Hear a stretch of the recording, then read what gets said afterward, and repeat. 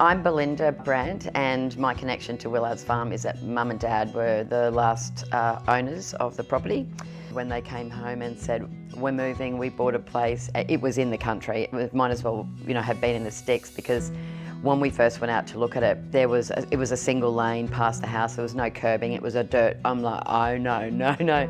But, unbeknownst to me, Mum and Dad had been driving every Saturday. They'd go and have fish and chips at Manly, and they drove past it, and for years they'd be saying, oh, I wonder if we could ever buy that house one day. And as it turns out, they drove past this one Saturday, and there was a for sale sign on it, and they did a UE and went straight to the real estate agent, where Mum opened her purse and just dumped every coin and note she had out, and she said, there's the deposit, and we're having it, and they did. So the house needed to be renovated when we arrived, and it took Dad all up, I think 20 years doing it at night. I helped him with the dairy, but he did the rest himself, and by original post and rail, no nails, which was incredible. I know, you don't appreciate it. I didn't appreciate it then, but I do now.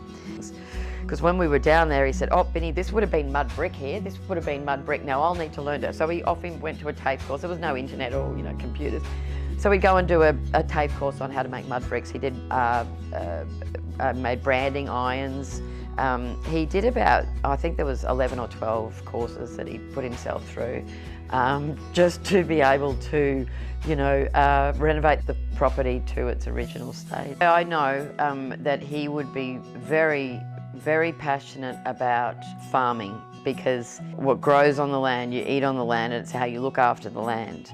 And we then became, farm people of the land, and that wouldn't have been possible without the help of Anne, who was a lady that lived next door, and she was a wonderful woman and very knowledgeable, and without her, we seriously, we either would have been eaten by a snake or a toad, a giant toad, but we didn't, we survived.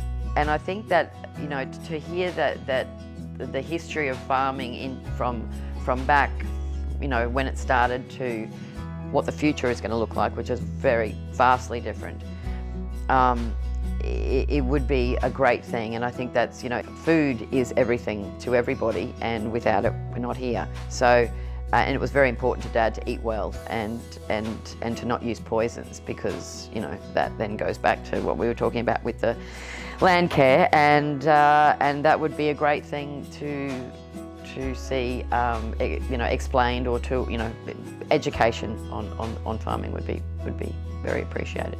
And so I think would be, I think Anne Alcock was, just a little plaque of her somewhere would be nice. She was amazing, really was.